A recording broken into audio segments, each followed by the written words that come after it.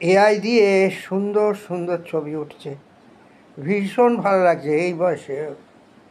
কিন্তু এআই দিয়ে আমরা ভূকম্পন, প্লাবন, ক্লাউড বাস, সরকাবান, জলোচ্ছ্বাস, ধস প্রভৃতি প্রকৃতির রোষকে সংযত করতে পারছি না, কারণ আমরা নিজেরাই।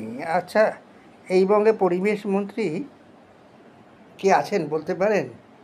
কজন পারেন? পরিবেশ মন্ত্রীকে বলছি এ সময় 2-4টে বাইট দিন না স্যার। যার এসব নিয়ে ভাবার কথা সেই তিনি এত তাঁর চাটুকারেরা পুজো মণ্ডপে মণ্ডপে চক্ষু দান করছেন, পুজোর উদ্বোধন করছেন, কারণ তাদের ধারণা মানুষের জীবন পয়সা দিয়েই কেনা যায়।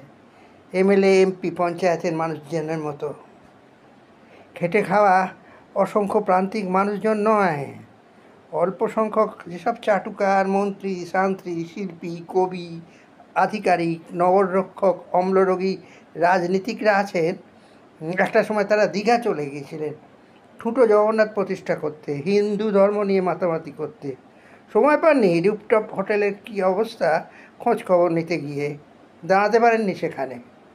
এইসব লুম্পেন চাটুকারেরা পাল যুগের ভক্তি আন্দোলনের পুরোধা, যিনি বর্ণ ধর্ম নির্বিশেষে ধনী দরিদ্র ইতরজনদের বুকে ঠাঁই দিয়েছিলেন, সেই চৈতন্যদেবের সঙ্গে তার নেতৃত্ব তুলনা করেছেন। সেই তাদের দিন কিন্তু হবে ভয়ঙ্কর, তাদের শেষের দিনটা হবে ভয়ঙ্কর। সব হিসেব দিয়ে যেতে হবে প্রকৃতির কাছে। জেনে রাখুন, কৃত্রিম মেধা যে কোনো সময়ে ফ্র্যাঙ্কেনস্টাইন হয়ে যেতে পারে, চিপ করাপ্টেড হয়ে গেলে।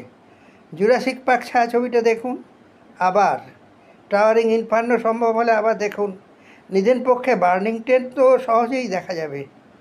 ঋত্বিক ঘটকের ছায়াছবি দেখতে বলছি না, ওর নামে তো মেট্রো স্টেশন হয়ে গেছে। বাঙালির অস্মিতা, এপার বাংলা সংস্কৃতি সবই তো রক্ষিত হচ্ছে। ছায়াছবির কথা বললাম,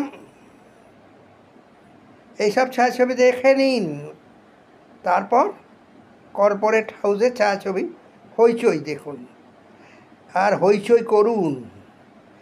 যেখানেই দেখতে পাবেন প্রকৃতি দেবীর বস্ত্রহরণ হচ্ছে, জলাশয় ভরাট করে বহুতল তোলা হচ্ছে। এই সেপ্টেম্বর মাসে 23 তারিখে কলকাতায় যা ঘটে গেল,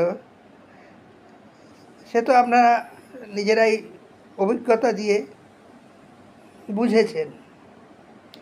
সেটা তো ট্রেলার মাত্র, পিকচার আভি বাকি হ্যায়।